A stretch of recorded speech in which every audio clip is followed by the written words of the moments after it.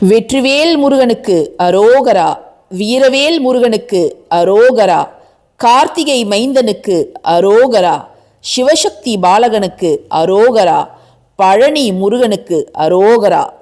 அனைவருக்கும் வணக்கம். நான் தமிழரசி பாலமுருகன். இந்த பதிவில் நம்ம பார்க்க போகிறது நாளைய தினம் 27/1/2026 மிக அற்புதமான ஒரு நாள். அது என்னவோ தெரியலங்க, முருகரை பற்றி பேசுறதுனா மட்டும் ஒரு புது விதமான புத்துணர்ச்சி, ஒரு குதூகலம் நம்ம மனசில் எந்தவித காரணமும் இல்லாமல் தானாக வருகின்றது. நாளைக்கு வருடத்திலேயே வரக்கூடிய மிக மிக அற்புதமான ஒரே ஒரு நல்ல நாள். என்ன நாள் அப்படின்னு பார்த்தீங்கன்னா தை கிருத்திகை. தை செவ்வாயோடு வரக்கூடிய தை கிருத்திகை அப்படிங்கிறது எவ்வளவு அற்புதமான ஒரு வாய்ப்பு. தை கிருத்திகையை தனியாக பார்த்தாலே அது அட்டகாசமான ஒரு நாள். தை செவ்வாயை தனியாக பார்த்தாலே அது ஒரு அட்டகாசமான ஒரு நாள். ஸோ 2 அருமையான அட்டகாசமான நாள் ஒன்று வரும்பொழுது முருக பக்தர்கள் சும்மா விடுவார்களா? நிச்சயமாக விடமாட்டார்கள். அவர்களால் முடிந்தது என்னவோ அதை செய்து முருகனுடைய அருளை நிச்சயமாக அவங்க பெறுவாங்க. நம்மளால் என்ன முடியுதோ, ஒரு வெற்றிலை தீபமோ அல்லது ஒரு செங்கல் தீபமோ துவரம்பருப்பு தீபமோ பாலாடை தீபமோ என்ன தீபமானாலும் நீங்கள் நாளைய தினம் தாராளமாக ஏற்றலாம். நாளைக்கு ஏற்ற வேண்டிய மிக சிறப்பான தீபம் மாவிளக்கு தீபம். அதிலும் அந்த மாவிளக்கு தினை மாவாக இருக்கும் பொழுது அது முருகனுக்கு மிக மிக பிடித்ததாக இருக்கின்றது. இந்த நாளில் நாம் செய்ய வேண்டிய ஒரு மிக மிக எளிமையான வழிபாடு, கைமேல் பலன் தரக்கூடிய ஒரு வழிபாடு என்ன அப்படிங்கிறதா நம்ம இந்த பதிவில் பார்க்க போகிறோம். அதனால் எல்லாருமே பதிவுக்கு போகிறதுக்கு முன்பு முருகனுக்கு அரோகரா அப்படிங்கிறத கமெண்ட் செக்ஷனில் டைப் பண்ணுங்க. இது வாரத்தோட முதல் நாள். வாரத்தோட முதல் நாள்லே நம்ம முருகனை வேண்டி இந்த வாரத்தை நாம் ஆரம்பிக்கும் பொழுது இந்த வாரம் முழுக்க நீங்கள் செய்யக்கூடிய செயல்கள் உங்களுக்கு வெற்றியாகவே முடியும். அதில் நீங்கள் சந்தேகப்பட தேவையில்லை. இப்போ வாங்க என்ன செய்யணும்னு பார்க்கலாம். இப்போது நாளைக்கு நம்ம செய்ய வேண்டிய ஒரு எளிய வழிபாட்டு முறையை தான் இப்போ நீங்கள் பார்த்துட்ருக்குறீங்க. ஒரு வெள்ளை நிற பேப்பர் எடுத்துக்கோங்க. அதில் மேலே உங்களுக்கு பிடித்த முருகனுடைய பெயர் அல்லது நாமம் அல்லது மந்திரம் ஏதாவது ஒன்று எழுதிக்கோங்க. நான் ஓம் சரவண பவ அப்படிங்கிறத எழுதியிருக்கிறேன். நீங்கள் யாம் இருக்க பயமேன்னு எழுதலாம். வேலும் மயிலும் சேவலும் துணை அப்படிங்கிறத எழுதலாம். ஆறுமுகம் அருளிடும் அனுதினமும் ஏறுமுகம் அப்படிங்கிறத எழுதலாம். அதற்கு கீழே ஷட்கோண கோலம் போட்டு ஓம் போட்டு சரவண பவ அப்படிங்கிறத எழுதிட்டு உங்களுக்கு என்ன வேண்டுதல் இருக்குதோ, ஏதாவது ஒரு வேண்டுதல் தான். ஏன்னா ஒரு வேண்டுதலில் நம்ம ஒரு நேரத்தில் வைத்தால் மட்டுமே நம்முடைய கவனம் அதன் மேல் குவியும், நம்முடைய மனதும் அதை நோக்கியே போகும். ஒரே நேரத்தில் நீங்கள் 10 வேண்டுதல் வச்சிங்கன்னா அந்த 10மே நமக்கு நடக்கிறதுல சில தாமதங்கள் ஏற்படலாம். ஒரு நேரத்தில் ஒரு வேண்டுதல் மட்டுமே அதை நோக்கி நீங்கள் உங்களுடைய கடின உழைப்பை போடும்பொழுது நிச்சயமாக அது மிக சீக்கிரத்தில் நிறைவேறிவிடும். ஸோ அதுக்கு கீழே உங்களுடைய விருப்பம் என்னவோ, நான் எடுத்துக்காட்டுக்கு நல்ல வேலை அப்படிங்கிறத 21 முறை எழுதியிருக்கிறேன். இதை ஒருத்தவங்க தான் செய்யணும்னு அவசியம் கிடையாதுங்க. இப்போ உங்கள் வீட்டில் கணவருக்கு ஒரு விருப்பம் இருக்கும், மனைவிக்கு ஒரு விருப்பம் இருக்கும், பிள்ளைகளுக்கு தனித்தனியாக ஒரு விருப்பம் இருக்கும்.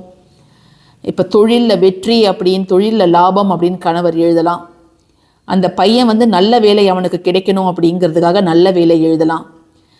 இதே மனைவி அவங்களுக்கு ஒரு விருப்பம் இருந்ததுன்னா அதையும் எழுதலாம். ஸோ ஒவ்வொருத்தவங்களும் தனித்தனியாக இதை நீங்கள் செய்யலாம். மிக அற்புதமான ஒரு நாள் நாளை. அதனால் யாருமே தவற விட்டுடாதீங்க. என்ன கலர் பேனா அப்படிங்கிறது அது முக்கியம் கிடையாது.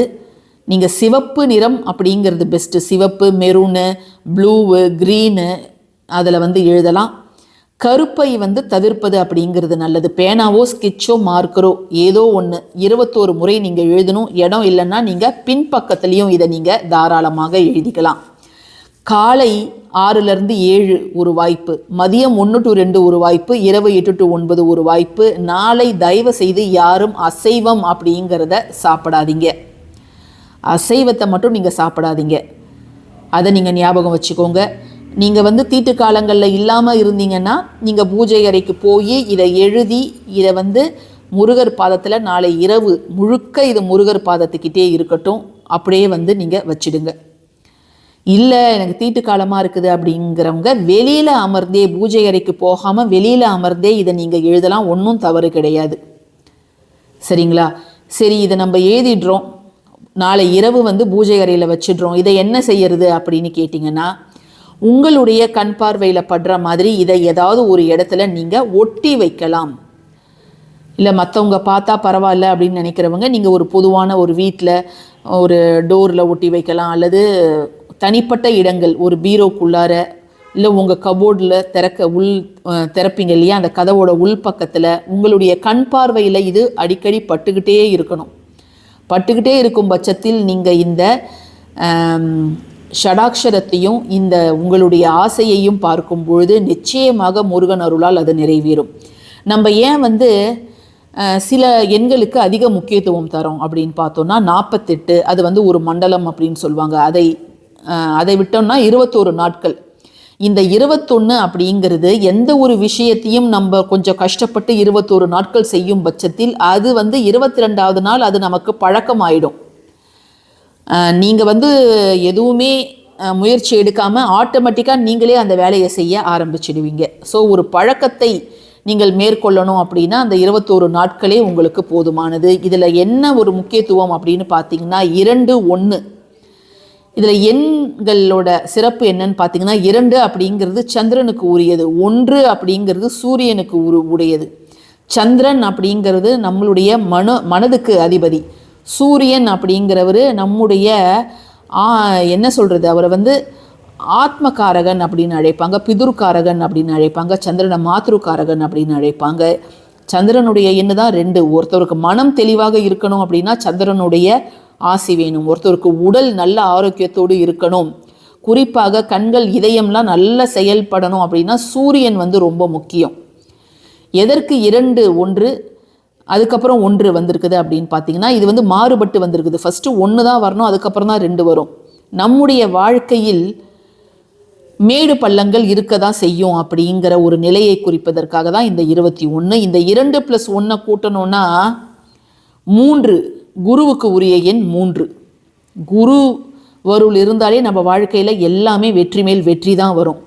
ஸோ இந்த 21 அப்படிங்கிறது ரொம்ப ரொம்ப முக்கியமானதுங்க. அதனால் நீங்கள் 21 முறை எழுதினால் மட்டுமே போதும். அந்த இரவு பூஜை அறையில் இருக்கட்டும், அதன் பிறகு இல்லை பூஜை அறைக்கு நாங்கள் போகக்கூடாது அப்படிங்கிற பட்சத்தில் நீங்கள் அன்று இரவே எடுத்து ஏதாவது ஒரு இடத்துல சேஃபாக உங்கள் கண் பார்வையில் தினமும் படுற மாதிரி ஒட்டி வச்சுக்கோங்க. ஸோ இவ்வளோதான் நீங்கள் செய்ய வேண்டியது. நீங்கள் எந்த தீபம் ஏற்றினாலும் சரி இதை நீங்கள் செய்யலாம். 3 நேரத்தில் ஏதாவது ஒரு நேரத்தில் நீங்கள் இதை செய்யலாம். சரிங்களா? ஸோ இந்த பதிவு உங்களுக்கு பயனுள்ளதாக இருக்கும்னு நான் நினைக்கிறேன். பயனுள்ளதாக இருந்துச்சுன்னா கட்டாயமாக லைக் பண்ணுங்கள், ஷேர் பண்ணுங்கள், நம்ம சேனலுக்கு சப்ஸ்கிரைப் பண்ணுங்கள். தினம்தோறும் ஏதோ ஒரு வகையில் உங்களுடைய வாழ்க்கையை மேம்படுத்தக்கூடிய பதிவுகள் வந்துக்கிட்டே இருக்கும். தேங்க்யூ ஃபார் வாட்சிங் திஸ் வீடியோ. நன்றி.